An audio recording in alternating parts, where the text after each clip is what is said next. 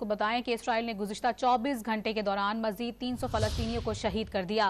मजमूई शोहदा की तादाद 10,326 हो गई, जिनमें 4,000 से जायद बच्चे शामिल हैं। इसराइल ने अल-शिफा समेत अल-कुद्स और कमाल अदवान अस्पताल के नजदीक बम बरसाए। इमदादी ट्रक को भी ना छोड़ा गया। हमास की सुरंगों को भी निशाना बनाया गया।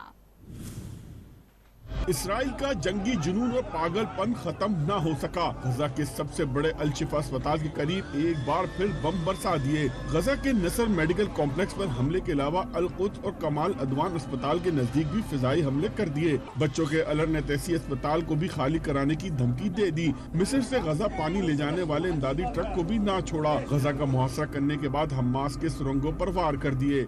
इसराइली फजाइये ने अल-शातई कैंप में 2 रिहायशी मकानों को निशाना बनाया। इजरायली वजीर दिफा ने खबरदार किया है कि उनकी फौजों ने गजा के शुमाली और जुनूबी हिस्सों का मुकम्मल मुहासरा कर लिया है। फिजाई हमलों के साथ साथ जमीनी कार्रवाइयाँ तेज कर रहे हैं। दूसरी जानिब इजरायली दहशतगर्दी के जवाब में हमास की भरपूर कार्रवाइयाँ जारी हैं। 24 घंटों के दौरान मजीद 15 इजरायली फौजी गाड़ियाँ तबाह कर दी। मुजाहिदीन ने वीडियो भी जारी कर दी।